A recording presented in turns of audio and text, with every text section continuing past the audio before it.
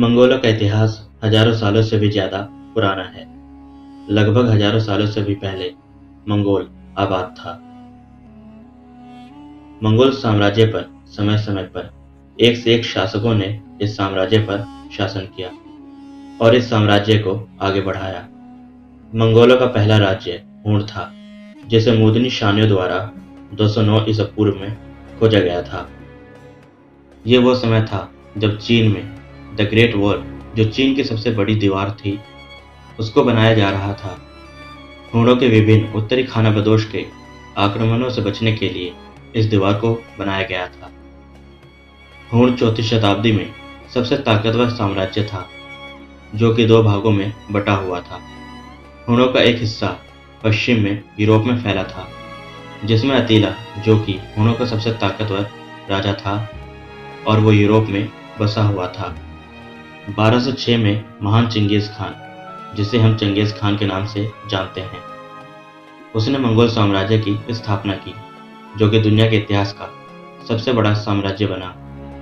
12वीं शताब्दी के अंत में तेमुजिन, वो चंगेज खान जिसने मंगोलिया के बिखरे हुए जनजातियों को एकजुट किया और एक लड़ाकू सेना बनाई, जो कि बाद में इतिहास का सबसे बड़ा साम्राज्य बना। चंगेज खान एक काबिल सरदार था, जो बाद में सारे मंगोलों का सरदार बना। उसके बाद उसने अपने आप को चंगेज खान का नाम दिया, जिसका मतलब था महान सरदार और महान राजा।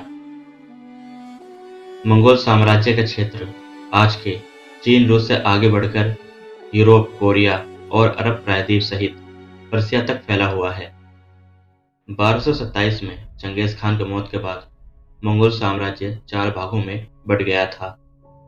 1260 में चंगेज खान का पोता कुबलई खान, जो कि 4 में से एक साम्राज्य की गद्दी पर बैठा था। 1271 में कुबलई खान ने इस साम्राज्य के क्षेत्र को और आगे बढ़ाया और उसने युआन वंश की स्थापना की। युआन वंश पहला विदेशी वंश था जिसने पूरे चीन पर शासन किया था। बाद में मिंग वंश ने 1368 में युआन वंश को उखाड़ फेंका था। इसके बाद मंगोल अपने मातृभूमि पर वापस लौट आया। हालांकि अंदरूनी संघर्ष के कारण मांचू किंग राजवंश उन पर राज करने लगे।